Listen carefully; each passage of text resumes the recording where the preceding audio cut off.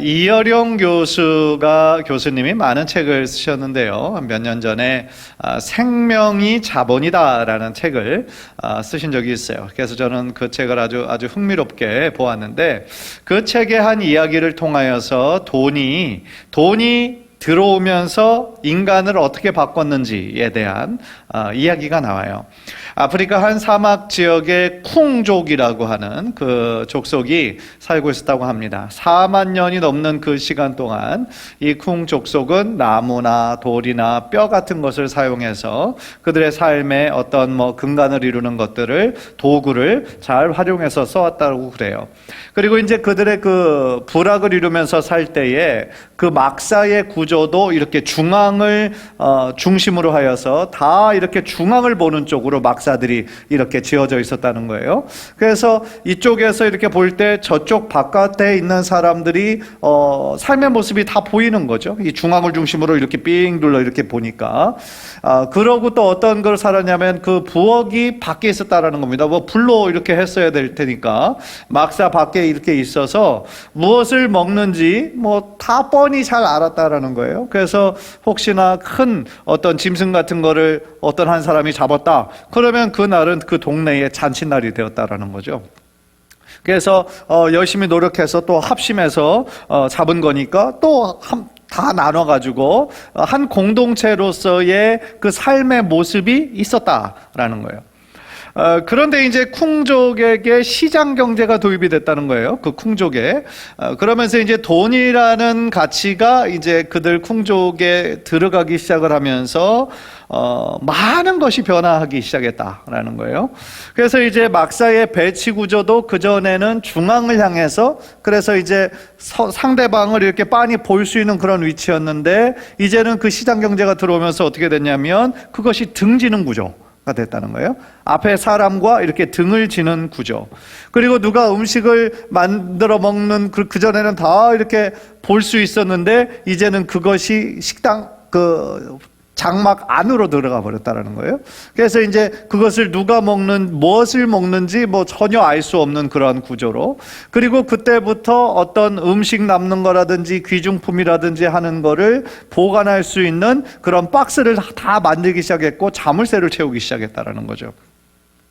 그러면서 4만 년 동안 지속되는 그 한 공동체의 그 고유한 문화들이 서로를 경쟁 상대로 여기는 그러한 시대로 변해버리더라라는 거죠. 그래서 그 공동체성이 너무나 쉽게 허물어져 버리더라, 돈이 들어오면서. 그것을 이야기하는 장면을 흥미있게 본 적이 있습니다. 너무 동의가 되는 거죠. 왜냐하면 지금 우리가 살아가는 세상이 시장경제 이 시대에 우리가 살아가고 있잖아요. 그래서 너무나 이해는 하지만 또 마음 한편으로는 참 씁쓸해지는 그러한 이야기인 것이죠. 돈도 좋고 기술의 발전도 참 좋은 것이지만 우리가 그것을 누리는 대가로 우리가 그전에 어떻게 보면 조금 경제적으로는 못 살았지만 함께 한 마음으로 이렇게 살았던 아름다운 모습들, 조그만 것도 나눠 먹던 그러한 모습들의 미덕은 좀 잃어버리지 않았는가라는 생각을 해보게 되는 거죠. 예를 들어 최근에는 스마트폰으로 인해서 정말 삶의 모든 것이 너무나 이렇게 편리해졌지만 또한 반대로 우리들의 삶을 구속하게 되는 그러한 기능도 분명히 거기에 있잖아요. 사람들 사이에 이 대화와 만남이 현저하게 줄어들게 됐죠. 한 가족 일하고 다 들어오고 자녀들도 이제 공부를 마치고 들어오면 저녁을 먹으면서 이런저런 그런 얘기하던 그런 밥상이 이제는 스마트폰만 바라보고 전혀 대화를 하지 않는 그런 시대에 살아가고 있지 않습니까? 또한 스마트폰이 생기기 전에는 또 책을 통해서 또한 그런 것들로 이렇게 생각하고 사색하는 그러한 삶의 습관들도 많이 있었는데, 스마트폰이 이렇게 들어오기 시작하면서 사람들이 책을 잘 안 읽잖아요. 물론 이제 거기로는 많은 정보들이 있지만 사실은 우리들의 생각까지 하게 하는 그런 것들보다는 너무나 빠르게 지나가는, 그냥 유통되어져 버리는 그런 시대 가운데 우리가 살아가고 있지 않습니까? 그리고 또 요즘에 얼마나 스마트폰에 중독된 사람이 많아요. 일어나면서부터 바로 스마트폰 잡고 자기 전 침대에서까지 그 스마트폰을 잡는 그죠? 청소년들만의 얘기입니까? 사실은 어른들도 너무 많이 그렇게 익숙해진 것이죠. 그러니까 작은 글씨 읽느라고 눈도 침침해지죠. 자세도 안 좋아지죠. 그러면서 생활의 편리함도 있지만 그것보다 더 귀중한 가치를 잃어버린 것도 분명히 있다라는 거예요. 그래서 오늘 말씀은요, 제가 왜 이런 말씀을 좀 길게 드렸냐면, 오늘 말씀이 바울이 우리로 하여금 크리스찬으로 힘써 지켜야 하는 것을 말씀하시는데, 무엇을 힘써 지키라고 얘기하느냐? 제가 설교 제목으로 지은 것처럼 하나됨을 힘써 지키라. 그 사도 바울이 이야기하고 있거든요. 그러니까 우리 개인의 어떤 신앙생활에서만 기억할 뿐만 아니라 우리의 교회 생활에 대해서도 이 하나됨, 이 일치를 바울이 얘기하고 있다는 거예요. 제가 에베소서를 강의하면서 첫 시간에 에베소서의 주제는 아주 간단하게 한마디로 얘기하면 교회론이다 라고 말씀을 드렸어요. 교회론의 핵심은 또 뭐냐? 하나됨이거든요. 일치거든요. 그리스도 안에서의 하나됨, 일치. 그것이 에베소서의 굉장히 중요한 주제란 말이에요. 그래서 에베소서의 구성도 1장부터 6장까지를 보면 1장부터 3장까지는 좀 교리적이면서 또한 그것의 내용을 다루는 근본을 다루고 있다면 4장부터 6장까지는 그러면 그 원리에 근거해서 어떤 삶을 구체적으로 살아야 할 것인가에 대한 실천편이라고 그랬어요. 그래서 이론과 실천편에서 이제 우리가 오늘 다루는 에베소서 4장은 실천편의 첫 번째 구절이 되는 것이죠. 먼저 1절을 보면은요, 바울은 에베소 교인들에게 뭐라고 얘기하냐면 너희를 부르신 그 부르심에 합당하게 생활하라는 거예요. 하나님이 너희를 부르신 부르심의 이유가 있는데 그 부르심에 합당한 그런 삶을 살아야 된다라는 거예요. 그리고 이것을 쓸 때 당시에 바울은 지금 어디에 있었냐면 감옥에 있었어요. 옥중서신이잖아요. 에베소서, 빌립보서, 그거는 골로새서, 그 옥중서신이잖아요. 그래서 자기는 비록 감옥에 갇혀 있지만 감옥 밖에 있는 교인들에게 너희를 부르신 그 부름의 상을 기억하고 그 부르심에 합당한 삶을 살아야 된다, 그렇게 도전하고 있다라는 거예요. 그렇다면 부르심에 합당한 삶이 무엇일까? 그 삶의 내용이 저는 2절과 3절에 나온다라고 생각을 합니다. 이 내용은 우리 성도들이 물론 개인적으로도 우리가 지향해야 할 삶의 모습이겠지만 동시에 우리 교회가 하나 되게 하는데 너무나 필요한 그런 말씀이라는 것이죠. 그런데 바울은 왜 이렇게 에베소서 전체를 통하여 교회의 하나됨을, 공동체의 하나됨을 그토록 강조하고 있을까요? 왜냐하면 교회의 하나됨이 바로 하나님의 뜻이기 때문에 그래요. 하나님의 뜻입니다. 그리고 역사 속에 감추어져 있던 하나님의 비밀이기 때문에 그래요. 제가 지난번에 3장의 설교를 말씀드릴 때도 예수 그리스도의 그 비밀이 뭐였느냐? 구약에서 감추어져 있던, 그래서 예수 그리스도의 오심으로 드러나게 된 비밀이 뭐냐면 바로 복음으로 인해 어떻게 된 거예요? 이방인과 유대인이 하나가 되는, 그것이 바로 복음의 비밀이었어요. 구약 시대만 해도 상상도 할 수 없었던 일이죠. 왜냐하면 이스라엘 유대인들은 오직 자기들만이 하나님의 선민이라고 생각했잖아요. 자기 민족에게만 구원이 있다라고 생각했잖아요. 그래서 그것이 선민의식이 하나의 자부심이 되기도 하였지만 또한 이방인들에 대해서는 교만함의 극치가 되었던 것이죠. 그래서요, 예수님께서 십자가에서 이루신 사건을 제가 뭐라고 말씀드렸냐면 화해와 화목이라는 그러한 차원에서 말씀드린 적이 있어요.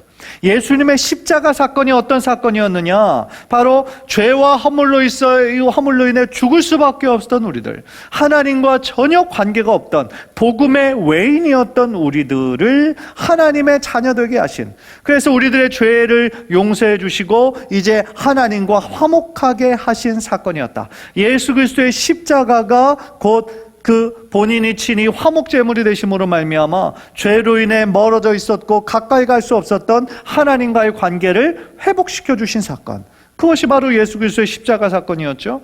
그리고 또 하나, 사람과 사람 사이에, 이방인과 유대인 사이에 높이 세워져 있던 그 벽을 예수 그리스도의 보혈로 허물어져 주신 사건, 그것이 바로 예수님의 십자가 사건의 의미다라고 말씀을 드렸잖아요. 따라서요, 교회가 하나 되는 것, 예수 그리스도를 주님이라 고백하는 자들이 그리스도 안에서 성령 안에서 하나 되는 것, 그거는 바로 하나님의 우리 모든 성도들을 향한 하나님의 기뻐하시는 뜻이라는 거예요.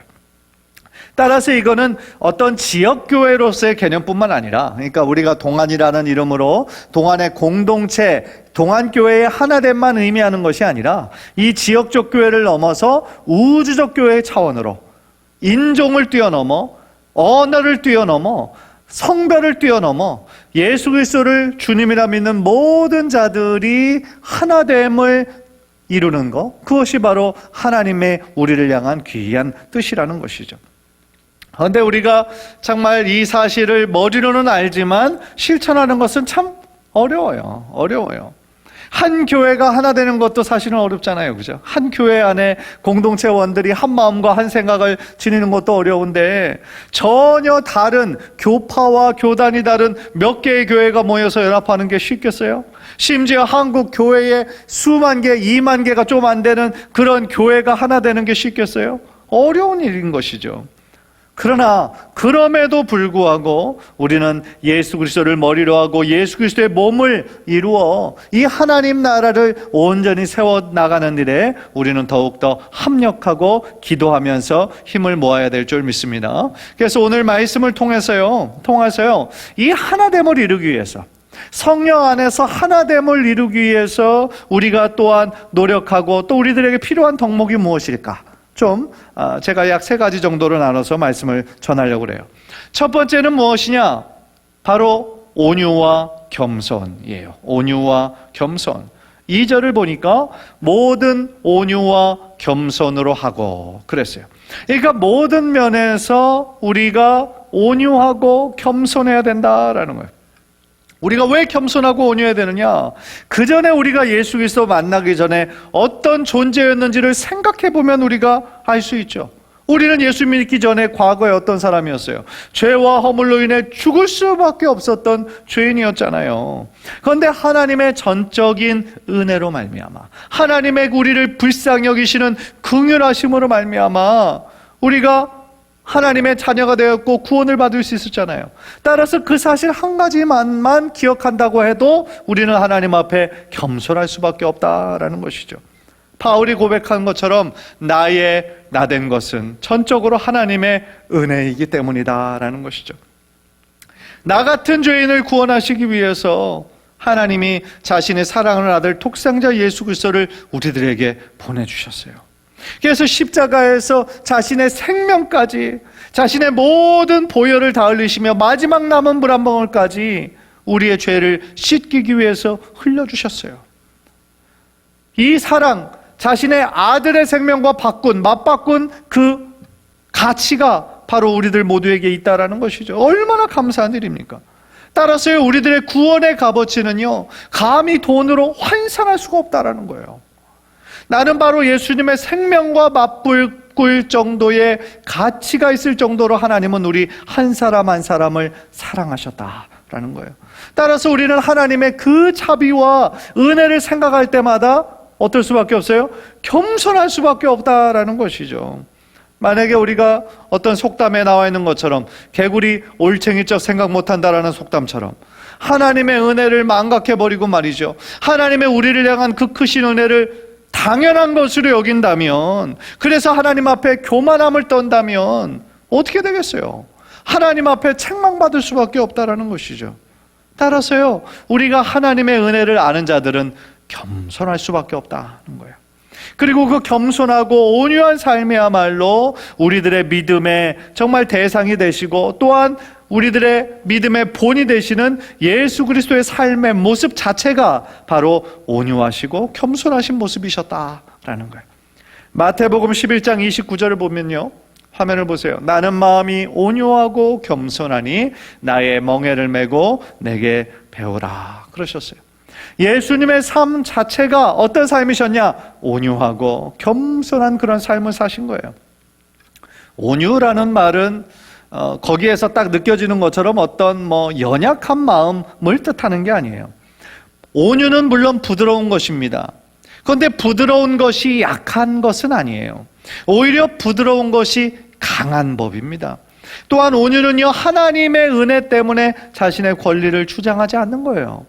왜냐하면 자신의 마음이 지금 누구에게 맞춰져 있냐면 하나님께 맞추어져 있기 때문이라는 것이죠. 그것이 참된 온유예요. 하나님으로 인해서 내가 하나님께 내 마음을 맞췄기 때문에 내가 누릴 수 있는 권리마저 내려놓을 수 있는 것, 그게 온유함이라는 거예요. 그런데 겸손과 온유의 반대는 어떤 말일까요? 교만한 거죠. 욕심이 있는 자들인 거죠.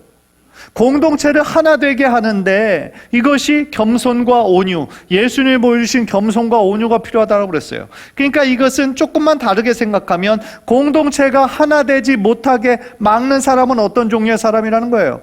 교만하고 자기 자신을 드러내는 사람이라는 거죠. 욕심을 내는 사람들이라는 거죠.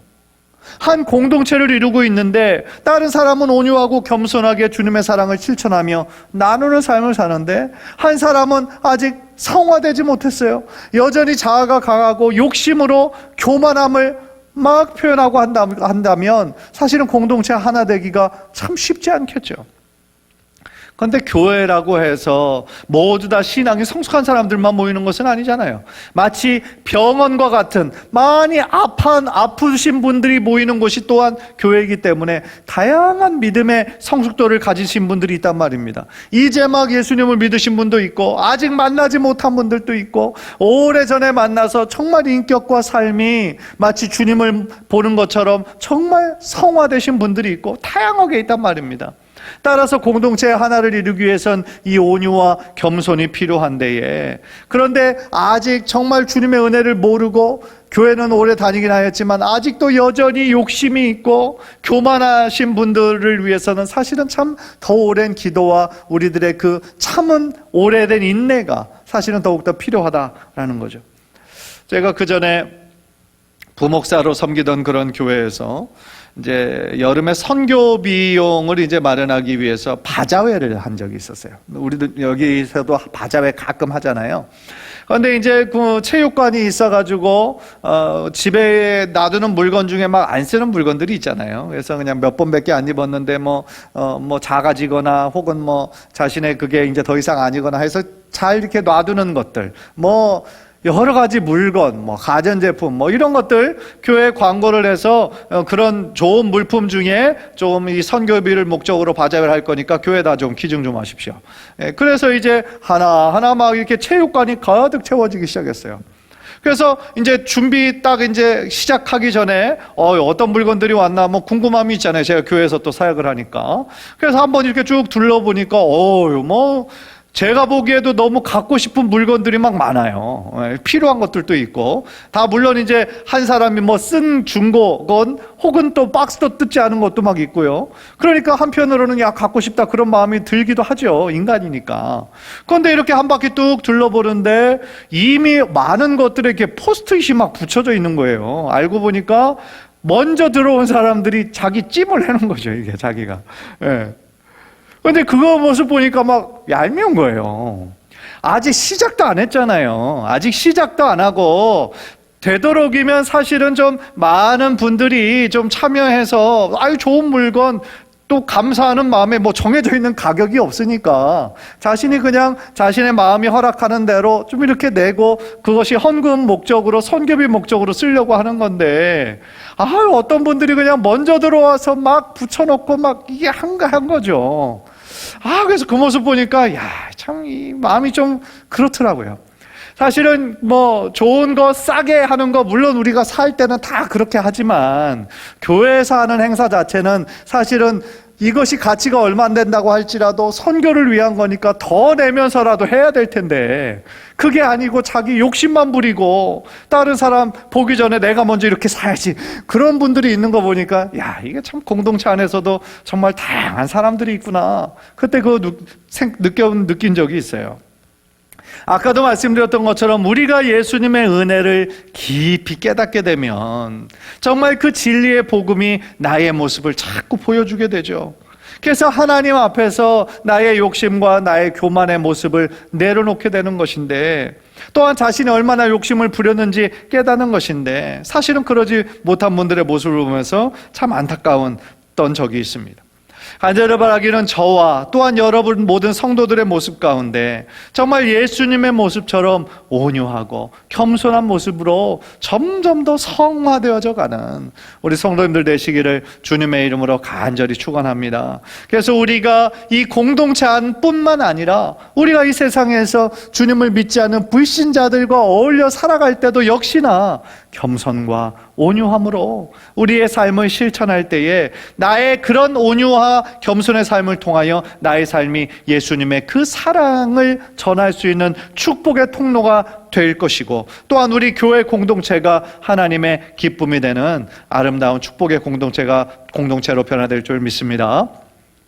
두 번째로요, 바울이 얘기하는 하나님의 그 부르심에 합당한 그런 목적, 또한 우리가 하나 되기 위해서 필요한 삶의 덕목, 바로 오래 참음과 사랑의 용납이에요. 오래 참는 것, 오래 참는 것은 사랑의 굉장히 중요한 속성 중에 하나예요. 여러분들 사랑장 하면 떠오르는 고린도전서 13장을 보면은요, 4절부터 이제 사랑은 오래 참고 쭉 이렇게 나오는데, 여러분들이 이미 그 내용을 알고 계실 거예요. 사랑은 오래 참고로 시작하면서 어떻게 흘러갑니까? 모든 것을 참으며 모든 것을 견디느니라, 이렇게 끝나요. 오래 참는 것으로 사랑은 시작합니다. 그리고 모든 것을 참으며 모든 것을 견디느니라. 처음과 마지막이 뭐예요? 오래 참는 거예요. 견디는 거예요. 그러니까 사랑의 처음도 마지막도 오래 참고 견디는 거, 무엇인가 우리들의 마음에 전하는 어떤 메시지가 있지 않습니까? 이 말은 달리 말하면 조급한 것은 사랑이 아니라는 거예요. 그렇죠? 조급한 것은 사랑이 아니에요. 사랑은 오래 참고 기다리게 하는 거예요. 우리는 상대방의 부족과 허물을 만약에 보았다고 할지라도 오래 참아줘야 된다는 거예요. 사실 허물 없고 부족한 사람이 누가 있겠습니까? 그런데 우리는요, 보통 어떻습니까? 다른 사람들의 허물을 잘 참지를 못해요. 요즘 유행하는 내로남불이라는 말이 있는 것처럼 자신이 하면 괜찮아도 다른 사람이 하면 용납이 안 되는 거예요. 자기는 실수할 수 있어요. 그래서 그 사람에게 아유, 내가 그런 의미로 한 게 아니지 라고 얘기하지만, 그래서 다른 상대방이 이해해 주기를 원하면서도 상대방이 실수하면 무엇인가 악한 의도가 있는 것으로 막 우리가 간주해버려요. 용서하지 않아요. 그러니까요, 우리가 살아가는 사회가 점점 더 삭막해지는 거죠. 어떻게 보면 정말 가끔씩 미국에 살 때 이렇게 한국에 이렇게 올 때 느끼는 그런 느낌은 뭐냐면, 굉장히 많이 화나 있다라는 느낌, 사람들이 굉장히 많이 지쳐 있고 화나 있다라는 느낌을 받은 적이 있어요. 그래서 무엇인가 조금 자기 마음에 안 드는 것이 있으면 바로 자신의 막 화와 분노를 표출해 버리는, 왜 이렇게 좀 무서워졌을까, 그런 생각을 제가 느낀 적이 있거든요. 잠언 10장 12절 보니까 이런 말씀이 있어요. 미움은 다툼을 일으켜도 사랑은 모든 허물을 가리우느니라. 미움은 다툼을 일으켜요. 그러나 사랑은 모든 허물을 가리운다 라고 말씀하고 있어요. 베드로전서 4장 8절, 우리 여러분들 화면 보시면서 한번 다 함께 읽을까요? 시작. 무엇보다도 열심으로 서로 사랑할지니 사랑은 허다한 죄를 덮느니라. 아멘. 열심으로 서로 사랑하라는 거예요. 정말 그렇지 않습니까? 만약에 교회 안에 다른 성도들을 나의 가족이라고 한번 생각해 보세요. 나의 가족이다 라고 생각하면 조금 더 오래 참아줄 수 있지 않을까요? 예를 들어요, 저는 저의 자녀들이 실수하면 물론 그거에 이제 무엇이 잘못되었는지에 대해서는 따끔하게 지적을 하죠. 그리고 그 실수를 그냥 용납하고 받아줘요. 왜냐하면 사랑하잖아요. 사랑하는 자녀니까. 그러니까 다시 실수 반복하지 말라고 가르쳐 주고선 그 순간을 용서해 주고 용납해 주는 거죠. 지금 잘하는 과정 가운데 있으니까 더 나아질 것을 바라보는 것이죠. 가장 중요한 것은 뭐겠어요? 지적하는 게 아니고 사랑하는 거죠. 사랑하는 거. 마찬가지예요. 우리 공동체를 이루고 있는 다른 사람들, 다른 성도들을 사랑하는 마음이 있다면 그 전보다는 더 많이 기다려줄 수 있어야 된다라는 거죠. 왜냐하면 사랑의 처음도 마지막도 오래 참는 거잖아요. 기다려주는 거잖아요. 누가복음 15장에 그 탕자의 비유가 나오죠. 탕자의 비유가 나오는데 그 아버지의 그 바람과는 반대로 그 둘째 아들이 그냥 자기의 유산을 미리 받아서, 돌아가시지도 않았는데 미리 다 달라고 그래가지고 그것을 그냥 타향으로 가서 방탕하면서 다 써버리죠. 다 써버리니까 그때서야 바닥을 치고 나면서 보니까 자기 주변에 있던 친구들, 돈 많을 때 있었던 그런 사람들은 하나하나 다 떨어지고 이제는 쥐염 열매까지 그냥 그 돼지우리에서 그 돼지하고 싸워서 막 먹을 그때쯤 되니까 누가 생각이 나는 거예요? 아버지가 생각이 나는 거죠. 그래서 이거는 사실은 뭐 아주 탕자의 비유로 알려져 있지만 사실은 헬무트 틸리케라고 하는 유명한 설교가는 이 주제는 탕자의 비유가 아니고 기다리시는 아버지에 대한 이야기다 라고 말씀한 적이 있어요. 그 이야기의 주인공은 둘째 아들이 아니고 그 둘째 아들의 그런 방황함에도 불구하고 정말 그 당시에는 돌아가시지 않았는데 유산을 미리 받는 것은 상상도 할 수 없는 일이었거든요. 그러니까 그 동네 자체의 폐륜아예요, 그 둘째 아들은. 그러나 그럼에도 불구하고 그 아들이 떠난 그때부터 저녁마다 밖에 나가서 그 아들이 언제 돌아올까 기다렸잖아요. 그래서 그 이야기의 주인공은 바로 아버지, 기다리시는 아버지가 그 이야기의 핵심이다. 그리고 그 기다리시는 아버지가 누구냐? 바로 하나님 아버지다 라고 강조를 했던 것이죠. 정말 그래요. 우리들의 연약함, 우리들의 그 죄와 허물 하나님께서 왜 모르시겠어요? 우리들의 지금 모습도 얼마나 많이 실수하고 얼마나 많이 죄를 짓습니까? 그러나 그럼에도 불구하고 하나님께서 우리를 오래 참아주시고 기다려주셔서 우리의 모습이 그래도 그전보다는 조금씩 거룩한 모습으로, 예수님의 모습으로 변화할 수 있도록 인도해 주신 것이 하나님의 전적인 은혜가 아니겠습니까? 그래서 그 모든 것들이 바로 은혜라는 것이죠. 따라서 공동체가 하나 되기 위해선 더욱더 우리가 예수님의 그 사랑을 실천해야 될 텐데, 그 사랑을 실천하는 데 있어서 무엇이 중요하냐? 이 오래 참음과 그냥 사랑의 용납이, 정말 우리가 주님 안에서 한 가족이라는 생각이 들면 조금 더 기다려주고 조금 더 그 사람의 관점에서 용납해 줄 수 있는 그런 사랑의 실천이 우리들에게 있을 때 바로 우리들의 가족이, 여러분들의 가족이 사랑의 공동체가 될 뿐만 아니라 우리 교회가 하나님의 축복과 기쁨이 넘치는 그러한 교회로 변하게 될 줄 믿습니다. 마지막으로요, 바울은 우리가 하나 되기 위해서 성령의 하나 되게 하신 것을 힘써 지키라, 그렇게 명령하고 있습니다. 3절 우리 한번 다 함께 한번 읽읍시다. 시작. 평안에 매는 줄로 성령이 하나 되게 하신 것을 힘써 지키라. 아멘. 그런데 이 구절 안에요, 굉장히 중요한 것이 하나 들어있어요. 보세요. 이 말씀은요, 우리가 하나 되기 위해서 뭐를 열심히 노력하라는 것이 아니라 이미 성령이 하나 되게 하셨다라는 거예요. 성령이 이미 하나 되게 하신 것을 우리는 뭐 해야 된다는 거예요? 지켜야 된다 라고 우리들의 생각에 전환을 해주는 그런 말씀이죠. 그러니까 예수 그리스도를 나의 주님이라고 믿고 예수님의 몸을 이루는 지체가 된 그 순간부터 이미 우리는 그 교회라고 하는 보이지 않는 그 공동체를 이루어서 성령 안에서 하나가 되었다라는 거죠. 얼마나 놀라운 말씀입니까? 따라서요, 우리는 어떻게 주님 안에서 하나가 되었는지를 우리가 기억해야 되겠죠. 그리고 그것을 알았을 때 우리는 이 하나됨을 어떻게 된다고요? 힘써 지켜야 된다라는 것이죠. 왜냐하면 이 하나됨을 위해서 예수 그리스도께서 십자가를 지신 이유가 바로 그것 때문이시거든요. 그런데 무엇으로 성령이 하나 되게 하신 것을 힘써 지키라고 이 구절을 얘기합니까? 평안에 매는 줄로. 평안에 매는 줄로. 평안은요, 화평이라는 말과 똑같은 말이에요. 즉 화평함으로써 힘써 지키라는 거예요. 하나됨을. 그런데 화평이 깨진 상태를 뭐라고 불러요? 불화, 그렇죠? 혹은 분열. 화평이 깨진 상태, 그것이 바로 분열이고 불화예요. 즉 이 말씀은요, 우리들에게 어떤 메시지를 전해주고 계십니까? 교회 안에 화평케 하는 거, 그것이 하나님의 뜻인데 화평함이 깨져버린 거, 분열하고 불화가 있는 것은 하나님의 뜻이 아니다라는 거예요. 하나님의 뜻은 교회의 일치와 교회의 연합이에요. 따라서 우리는 성도 간에 이 화평함을 유지하면서 이 교회의 연합과 일치를 늘 지키려고 노력해야 된다라는 것이죠. 갈라디아서 5장 20절 보면은요, 이 죄의 덕목을 쭉 나열하면서 하나 되게 하지 못하는 것들이 여러 가지가 나와요. 원수 맺는 것, 분쟁, 시기, 분냄, 당짓는 것, 불리함, 이런 모든 것들을 하나하나 언급하고 있는데 그 무슨 뜻이에요? 하나 되게 하지 못하게 하는 거예요. 사단이 좋아하는 것들이 바로 이런 것들이라는 거예요.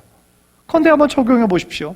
이 교회 안에 여러 분파가 있고 당을 짓고 서로 싸우고 원수가 된다면 그것은 하나님께서 가장 슬퍼하실 일이라는 거죠. 하나님은 슬퍼하시지만 사단은 또한 저 밖에서 음흉하게 미소 짓고 있겠죠. 그런데 그런 일들이 지금 한국교회 안에 또한 이 전 세계에 퍼져 있는 교회 안에 얼마나 많이 일어나고 있습니까? 너무너무 안타까운 거죠. 사랑하는 성도 여러분, 하나님께서 이미 우리를 성령 안에서 하나 되게 하셨다라는 그 사실을 다시 한번 믿음으로 고백하시는 우리 성도님들 되시기를 주님의 이름으로 간절히 축원합니다. 우리가 믿는 하나님도 한 분이시고 성령도 한 분이시고 모든 성도는 그 한 성령 안에서 한 몸이 된 거예요. 따라서 우리는 이미 하나 되게 하신 것을 어떻게 해야 돼요? 힘써 지켜야 된다라는 거예요. 여기서 힘써 지켜야 된다는 건 뭐예요? 힘써 지키지 않으면 우리도 연약한 인간들이기 때문에 어느 순간 무너질 수도 있다는 거예요. 어느 순간 사단의 공격으로 인해서 해해질 수 있다는 거예요.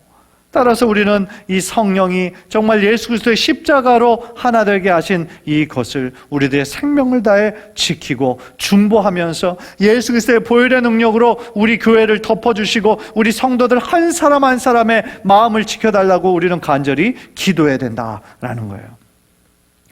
요즘 참 힘들고 어려운 교회가 많습니다. 코로나로 인해서 일단 모이지 못하니까 참 그것이 제일 힘든 것이고 또 잘 모이지 못하니까 당연히 헌금의 양도 줄 수밖에 없는 것이죠. 그런데 그거보다 더 안타까운 소식은 뭐냐면 서로 남의 탓을 하면서 하나 되지 못하는 거예요. 그게 더 안타까운 거예요. 그래서 성도들끼리 불화합니다. 서로 싸웁니다. 교회를 나갑니다. 서로 싸우고 주장만 하면서 교회가 반토막이 나기도 합니다. 심한 경우는 교회가 아예 없어지기도 합니다. 얼마나 안타까운 얘기입니까? 사랑하는 성도 여러분, 하나님께서 우리를 이 동안이라는 이름으로 예수 그리스도를 머리로 하는 이 하나님의 교회를 바로 이곳에 서울 강동구에 세워주신 것에는 하나님의 분명한 선한 뜻이 있다는 것을 믿으시기를 바랍니다. 아무런 이유 없이 하나님의 교회가 세워지겠습니까? 어떤 우연에 의해서 세워지겠습니까? 아닙니다. 하나님의 선한 뜻 가운데 이 동안교회를 43년 전에 하나님께서 세우신 거거든요. 하나님의 교회인 거거든요. 따라서 우리가 오늘 주신 말씀처럼 이 공동체를 이미 성령이 하나 되게 하신 것을 우리가 힘써 지키기 위해서 모든 겸손과 온유로 하고 평안에 매는 줄로 정말 우리를 하나로 묶을 때에 우리가 성령 안에서 하나 되게 하신 이 끈이 더욱더 믿음의 삼겹줄로 더욱더 견고하게 세워질 줄 믿습니다. 간절히 바라기는 우리 교회가 정말 앞으로 물론 지금까지도 하나님의 인도하신 가운데 있었지만 앞으로 우리 앞에 있는 모든 세월들 가운데 하나님이 주신 그 한 마음으로 한 비전으로 한 뜻을 가지고 우리가 정말 교회의 본질을 잘 이루어서 하나님의 마음을 기쁘시게 할 뿐만 아니라 이 땅에 수많은 교회들이 존재하지만 다른 교회들의 정말 본이 될 수 있는 그런 축복의 교회, 구원의 방주로서의 역할을 잘 감당하는데 여러분들 최선을 다해서 기도해 주시고 또한 최선을 다해서 협력해 주시기를 주님의 이름으로 간절히 축원합니다.